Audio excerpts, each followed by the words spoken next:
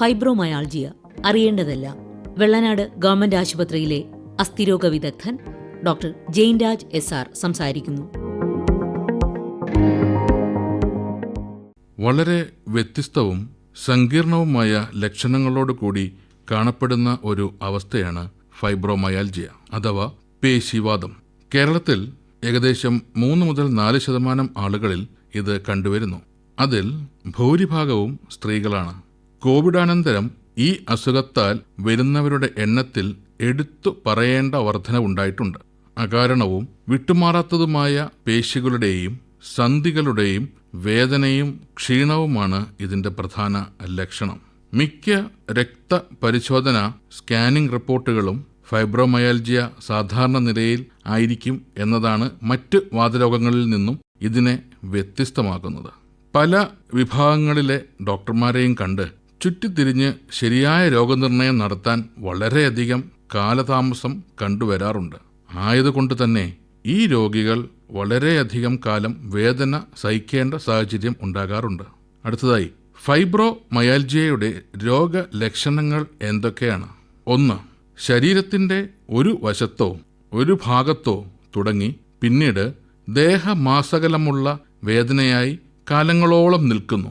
അതായത് wide spread body pain. 2. ചില പേശികളിൽ തൊട്ടാൽ അതികഠിനമായ വേദനയായി രോഗികൾക്ക് അനുഭവപ്പെടാം, അഥവാ ട്രിഗർ പോയിന്റ്. 3. അകാരണമായ ക്ഷീണമാണ് ഇതിൻ്റെ മറ്റൊരു പ്രധാന ലക്ഷണം, അതായത് ഫറ്റീഗ്. ചിലർക്ക് ശരീരത്തിൽ കഴപ്പായോ പുകച്ചിലായോ തരിപ്പായോ അനുഭവപ്പെടാം. 4. അകാരണമായ വ്യാകുലത അഥവാ ആങ്സൈറ്റി അല്ലെങ്കിൽ വിഷാദം, ഡിപ്രഷൻ എന്നിവയും ഭൂരിഭാഗം രോഗികളിലും ഇത് കാണാറുണ്ട്. 5. ഉറക്കക്കുറവ്, നന്നായി ഉറങ്ങിയാലും രാവിലെ ഉന്മേഷമില്ലായ്മ. ഇതെല്ലാം ഇതിൻ്റെ രോഗലക്ഷണങ്ങളാണ്. ഓർമ്മക്കുറവ്, ഏകാഗ്രതക്കുറവ്, പുതിയ കാര്യങ്ങൾ പഠിക്കാനുള്ള ബുദ്ധിമുട്ട്, അതായത് കോഗ്നിറ്റീവ് ഡിസ്ഫങ്ഷൻ, ഇതും കണ്ടുവരാറുണ്ട്. ഫൈബ്രോമയാൽജിയ രോഗികളിൽ കണ്ടുവരുന്ന മറ്റു അനുബന്ധ രോഗങ്ങൾ എന്തൊക്കെയാണെന്ന് നമുക്കൊന്ന് പരിശോധിക്കാം. 1. ചെന്നിക്കുത്ത് അഥവാ മൈഗ്രെയിൻ ഹെഡേക്ക്. 2. 3, 4 തവണ വയറൊഴിയുക അല്ലെങ്കിൽ മലബന്ധം വരിക, അതായത് ഇറിറ്റബിൾ ബവൽ സിൻഡ്രം IBS. 3. വേദനയോട് കൂടിയ ആർത്തവം. 4. ദീർഘകാലം നിലനിൽക്കുന്ന അകാരണമായ ക്ഷീണം, ക്രോണിക് ഫറ്റീഗ് സിൻഡ്രം എന്നും അറിയപ്പെടും. ഇവയിൽ എല്ലാ ലക്ഷണങ്ങളും ഒരു രോഗിയിൽ ഉണ്ടാകണമെന്നില്ല. അടുത്തതായി, എന്തുകൊണ്ടാണ് ഫൈബ്രോമയാൽജിയ ഉണ്ടാകുന്നത്? ഇതിന് വ്യക്തമായ ഒരു കാരണം നിർവചിക്കാൻ കഴിഞ്ഞിട്ടില്ല. എന്നിരുന്നാലും തലച്ചോറിൽ നിന്നും വേദന നിയന്ത്രിക്കുന്ന ചില രാസപദാർത്ഥങ്ങളുടെ അഥവാ ന്യൂറോകെമിക്കൽസ്, അതിൻ്റെ വ്യതിയാനങ്ങൾ ഈ രോഗികളിൽ കണ്ടുവരാറുണ്ട്. അതുപോലെ തന്നെ കേന്ദ്ര നാഡീ വ്യവസ്ഥയുടെ വ്യതിയാനങ്ങളും പഠനങ്ങളിൽ വ്യക്തമാണ്. ചിലർക്ക് മാനസികമോ ശാരീരികമോ ആയ ഒരു ആഘാതത്തിന് ശേഷം ഇത് കണ്ടുവരാറുണ്ട്. ഇതിനെ പോസ്റ്റ് ട്രോമാറ്റിക് സ്ട്രെസ് ഡിസോർഡർ എന്ന് പറയപ്പെടുന്നു. ഓസ്റ്റിയോ ആർത്രൈറ്റിസ്, റുമറ്റോയ്ഡ് ആർത്രൈറ്റിസ് അഥവാ ആമവാദം, SLE, ജോഗ്രൻ syndrome, zero negative spondylo arthritis തുടങ്ങിയ റുമാറ്റിക് അസുഖങ്ങളുടെ അനുബന്ധമായി വളരെ സാധാരണമായി ഫൈബ്രോമയാൽജിയ കണ്ടുവരാറുണ്ട്. ഇത്തരത്തിലുള്ള ഫൈബ്രോമയാൽജിയെ സെക്കൻഡറി ഫൈബ്രോമയാൽജിയ എന്ന് പറയപ്പെടുന്നു. അടുത്തതായി, ഇതിൻ്റെ രോഗനിർണയം എങ്ങനെ സാധ്യമാകും? പ്രമേഹമോ അമിത രക്തസമ്മർദ്ദമോ പോലെ 1, 2 ടെസ്റ്റിൽ കണ്ടുപിടിക്കാൻ സാധിക്കുന്ന രോഗമല്ല ഇത്. ഈ അനവധ്യങ്ങളായ രോഗലക്ഷണങ്ങൾ ഉള്ളതിനാൽ പല ഡോക്ടർമാരെയും കണ്ട് ഒട്ടുമിക്ക ബ്ലഡ് ടെസ്റ്റുകളും സ്കാനിംഗ് റിപ്പോർട്ടുകളുമായി ആയിരിക്കും ഫൈബ്രോമയാൽജിയ രോഗികൾ വരാറുള്ളത്. എല്ലാ ടെസ്റ്റുകളും ഇവരിൽ നോർമലായിരിക്കും എന്നതാണ് ഈ രോഗത്തിൻ്റെ പ്രത്യേകത.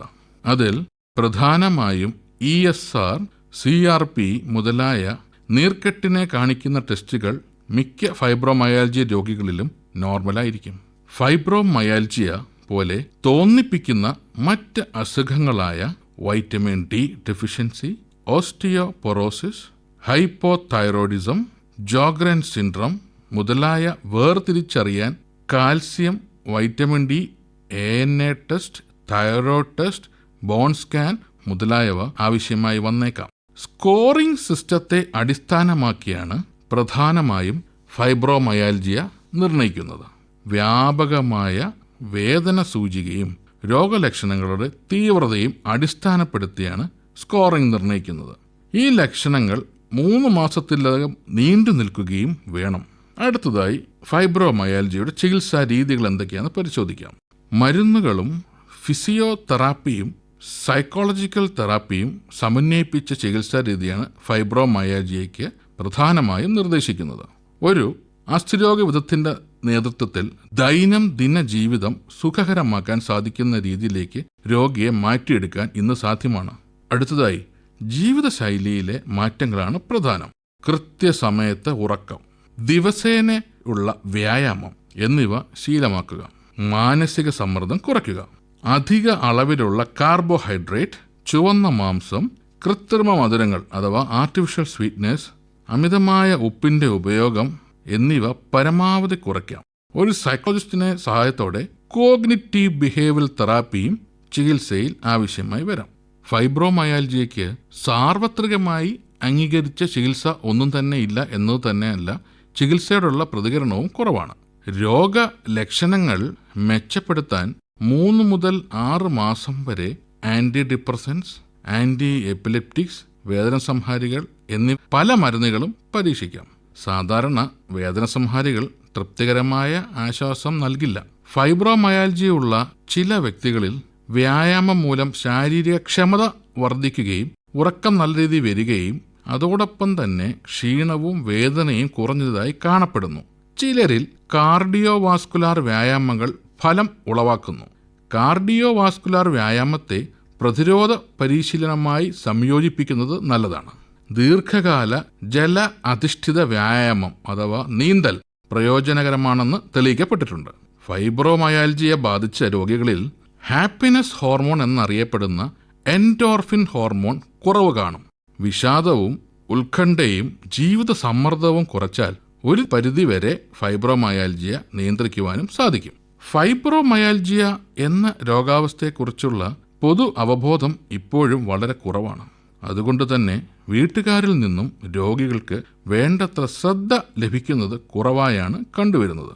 ഇത് ഈ രോഗികളിൽ മാനസിക സമ്മർദ്ദം, വിഷാദം, മുൻകോപം മുതലായ ലക്ഷണങ്ങൾ കൂട്ടാനും വിട്ടുമാറാത്തതും നീണ്ട കാലം നിലനിൽക്കുന്നതുമായ രോഗാവസ്ഥയായി ഫൈബ്രോമയാൽജിയ മാറാനും കാരണമാകും.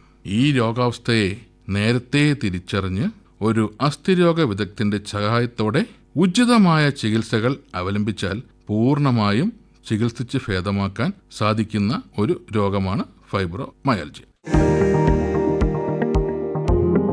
ഫൈബ്രോമയാൽജിയ അറിയേണ്ടതെല്ലാം. വെള്ളനാട് ഗവൺമെന്റ് ആശുപത്രിയിലെ അസ്ഥിരോഗ വിദഗ്ധൻ ഡോക്ടർ ജെയിൻരാജ് SR സംസാരിക്കുകയായിരുന്നു ഇതുവരെ.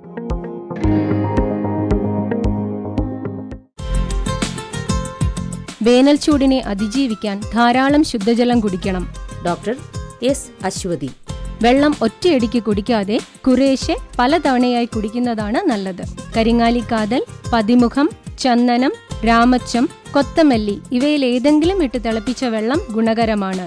ഇളനീർ, പഴച്ചാറുകൾ, മോര്, സംഭാരം, നറുനീണ്ടി സർബത്ത്, നാരങ്ങാ വെള്ളം, ശർക്കര ചേർത്ത നെല്ലിക്കാനീര് ഇവ കുടിക്കാവുന്നതാണ്.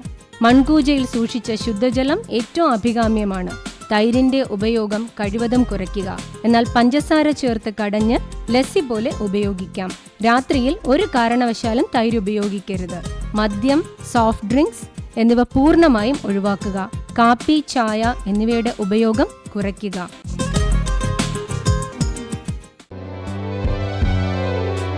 പ്രകാശധാര